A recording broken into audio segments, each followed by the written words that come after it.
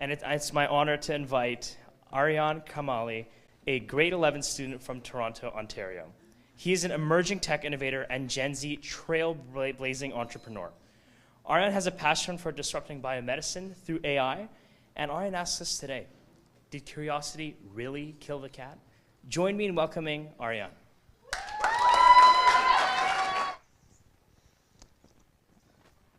I would like to start off my talk by asking you guys a very important question. And I want you guys to raise your hands to answer this. How many of y'all seen Tom and Jerry? Come on. All right. When I think of Tom, one phrase comes to mind. Curiosity killed the cat. But here's the plot twist. Cats have 9 lives, right? So now he's down to about 8. Dying didn't bother him at all. Doesn't it seem a bit unfair that they get multiple chances to live, to be wild, to be curious, while we're stuck with just one shot at life? But why should they have all the fun, huh? Imagine if we could live like that. Now, obviously, I can't grant you 9 lives, but what I can do is remind you how to live each and every day so that it feels like you do. Realizing that in one life, you could do more than what Tom could ever do in 9. How? Live each day with boundless curiosity. One of my fondest memories from my childhood was a result of following my curiosity.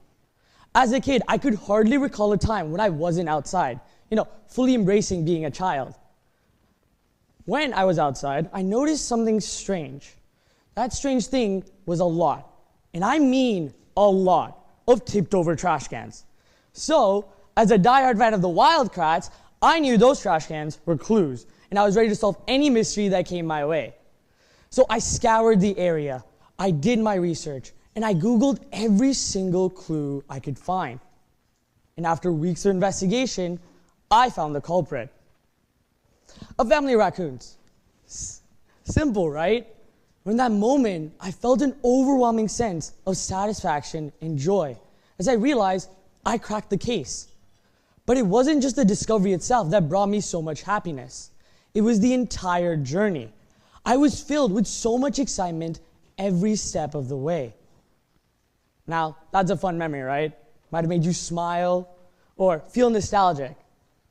But how many of us would actually follow the clues if we saw those same tipped over trash cans today? How many of us would actually find the raccoons? We might wonder about it for a second or two, but then what happens? Our priorities take over. Why don't we realize that being curious is an essential part of being human? Curiosity isn't just something nice to do, it's a fundamental aspect of what it means to be human. Let's take, for example, this gene. It's called DRD4. It has been linked to curiosity. Being curious is quite literally in our DNA. Studies have also shown that infants exhibit a preference for novelty, eagerly seeking out new experiences, expanding their knowledge of both themselves and the world around them. Let's take, for example, when you start babbling or exploring your vocal abilities. It's because you're wondering. You're wondering, what's that sound I'm making? And what else can I do with this thing called my voice? So yeah, curiosity is the reason you were able to speak your very first words. Curiosity is something that's encouraged in children, but yet we let it go as we grow older for more meaningful pursuits.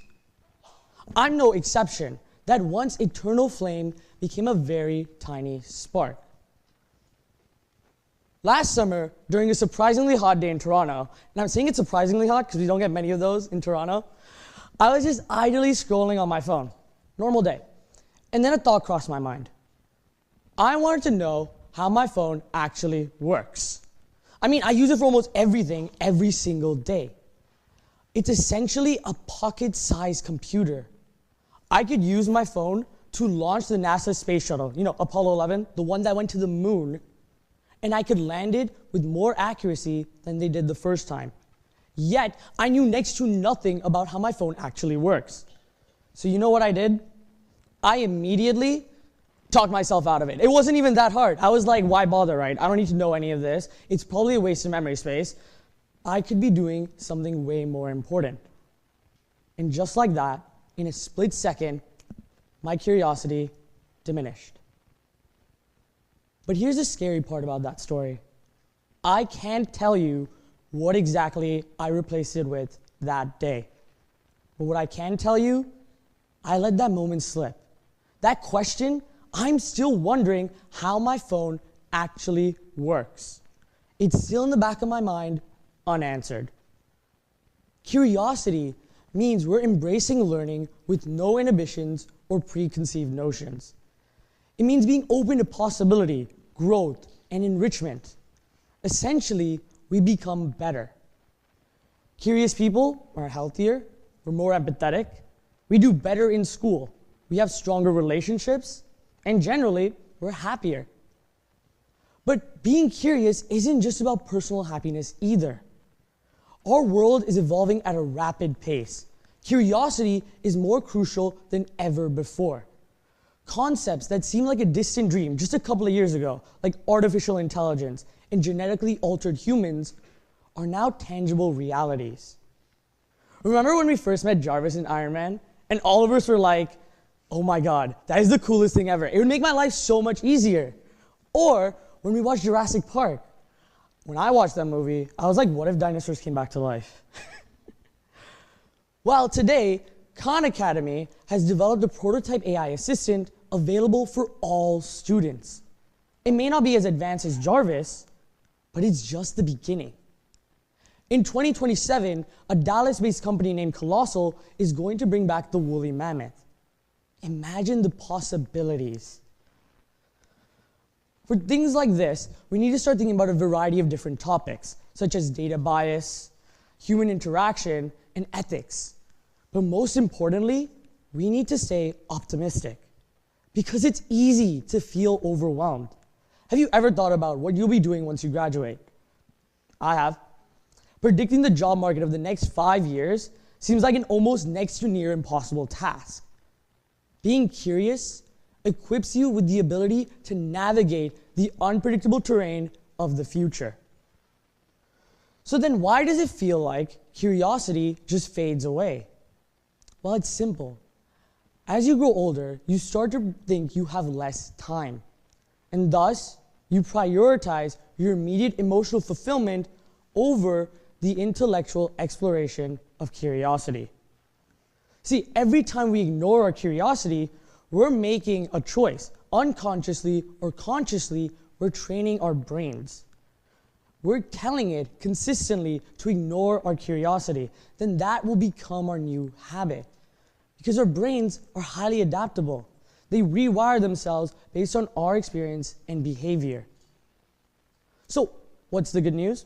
You can actually retrain your brain to cultivate and appreciate curiosity instead. It's like when you're out of shape. You can exercise your muscles to bring them back. You can do the same with curiosity. How? Well, it's simple. Just start by being mindful of the moments of when you are actually curious. Instead of brushing them aside, embrace them. Ask the questions, seek out answers, and embrace being curious and being human. There's a famous quote by Jimmy Buffett that goes, "Life is more manageable when thought of as a scavenger hunt as opposed to a surprise party." See, in life, you only get to the destination once, but you live the journey. The real magic happens along the way. The transformation, the growth, the learning. Curiosity makes it possible for you to truly enjoy the journey. See, when you're along the journey, that's when you become the best and happiest versions of yourself. And that's something we often overlook. When we're actually truly enjoying the journey, that is when you become the best and happiest versions of who you can be. I started my talk by saying curiosity killed the cat. What I didn't tell you is that satisfaction brought the cat back. Because it's not about how many lives you have. It's about how fully you live each and every moment of this one precious life. Thank you.